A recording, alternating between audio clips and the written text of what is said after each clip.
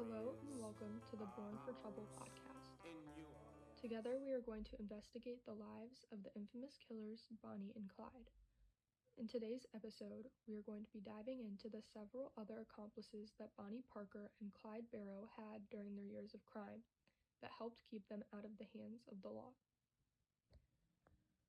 When you hear the names Bonnie and Clyde, you likely think of two lovers on the run committing countless crimes. Or maybe you think of one of the many songs that Bonnie and Clyde are referenced and idolized in. What if I were to tell you that Bonnie and Clyde were never truly alone? The pair had help from friends, criminals, and family.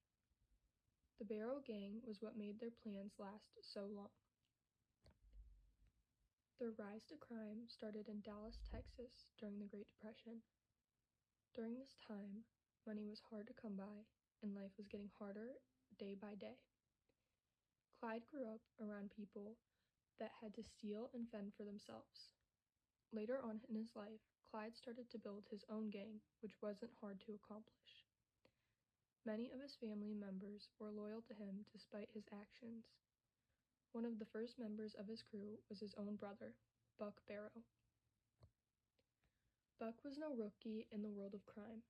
He had already done time in prison for his own agenda. In 1933, Buck was released from prison. He and his wife, Blanche Barrow, connected with Bonnie and Clyde. Together, the group of them robbed stores, ran from the law, and went into hiding, jumping from place to place. They managed to remain under the radar for quite some time. However, as their crew began to grow, it became more difficult to stay hidden away. The group rented an apartment but foolishly drew major attention towards themselves. They partied, shot their guns, and were not discreet in the slightest. Officers were called to the scene and a shootout broke out. In the process, 2 police officers were killed. The gang barely escaped and they left behind several belongings such as clothes, guns, and photos. Some photos that were discovered were solely taken of Bonnie, which later on became famous. However, the remaining photos led the police to discover that these operations weren't a 2-man job. From then on, everyone knew that Bonnie and Clyde had formed an entire crew of accomplices. Following this incident, new members were added to the group.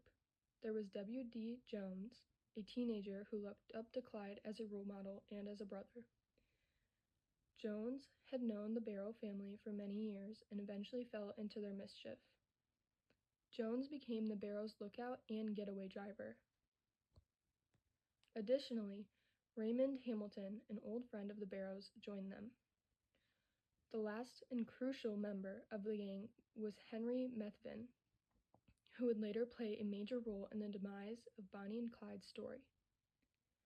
All of them were young, desperate, and caught up in the thrill of being wanted all across the nation. Family ties remained strong during this time.